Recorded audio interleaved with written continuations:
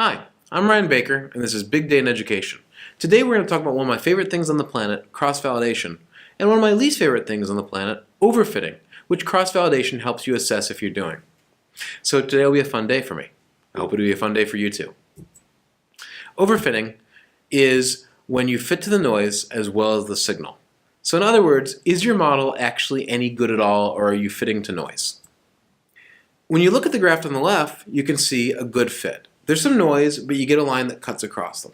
When you look at the graph on the right, you see overfit. We're fitting to every single point and kind of even dipping up and down when it really probably doesn't make any sense. The model that's overfit will be less good for new data than the model that's a good fit because it's fitting to the signal, not the noise.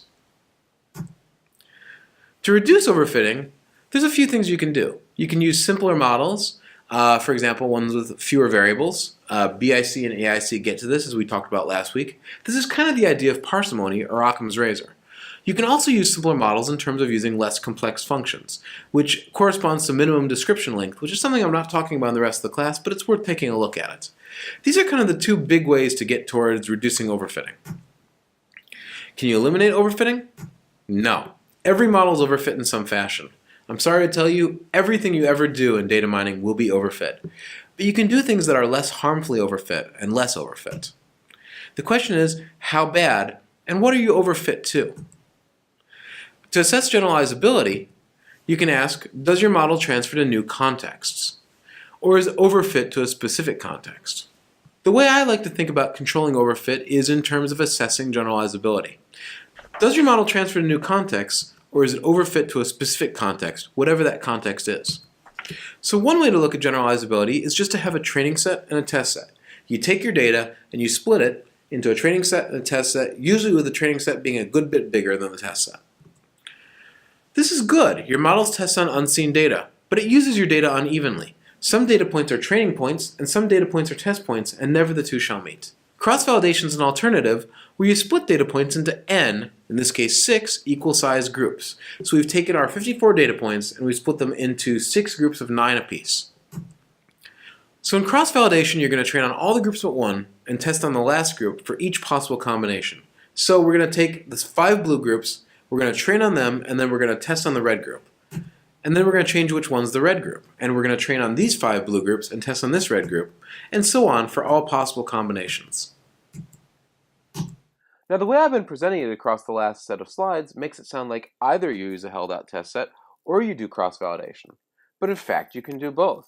An increasingly popular practice is to take, say, 80% of your data set, and within that 80%, use cross-validation to tune algorithm parameters or select algorithms. Then, in the remaining 20%, use a held-out test set to get less overfit final estimates of model goodness. If you have enough data for this, you can kind of get the best of both worlds. Be able to use most of your data when picking what algorithm to use, and then have a held-out test set to get a good estimate of your final goodness. How many groups do you want? We talked about this briefly earlier in the class. You could do k-fold, where you pick a number k and you split into this number of groups, like the case before with 6-fold. Or you could do leave out 1, where every data point is its own fold, and you repeatedly train on every data point except for one, and then test on that one. Which one's better? K-fold is quicker and is preferred by some theoreticians. Leave out 1 is more stable, and it avoids the issue of how to select folds, which lead to stratification issues, which I'll talk about in a minute. The big thing is that when you use leave out 1, you don't have to think about how you select your folds. But when you use k-fold, you really do, and different choices in how you select your folds can have big differences in terms of goodness. So there's a bunch of cross-validation variants. First one is flat cross-validation. In flat cross-validation, each point has equal chance of being placed into each fold. You'll also just see flat cross-validation called cross-validation. Stratified cross-validation, by contrast, biases fold selection so that some variable is equally represented in each fold. Typically, and kind of by default, it's the variable you're trying to predict, but it can also be some other variable that you think is some kind of important context. For example, in Mike Sale-Pedro's work to predict student science inquiry skill, he stratified based on how much the student worked in the simulation and actually discovered that his models were doing very well if there was a lot of student data, if the student was doing a lot of work in the simulation, but they weren't doing so well for more minimal data. And he was able to actually then build a separate model for those cases and show that that led to better overall prediction. Another variant is student-level cross-validation, where folds are selected so that no student's data is represented in 2 folds. So in other words, a student is at any time either in a training fold or in a test fold. This allows you to test model generalizability to new students, which is often something we want. By contrast, flat cross-validation or even stratified cross-validation can just test model generalizability to new data from the same students. Think about it. Do you want to build a model that will work on new data from the same kids you have data on?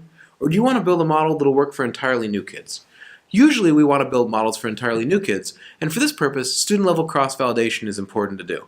Oftentimes a model will look great for flat cross-validation, but will completely bomb on student-level cross-validation. And if your goal is to work for new students, you better pay attention to that.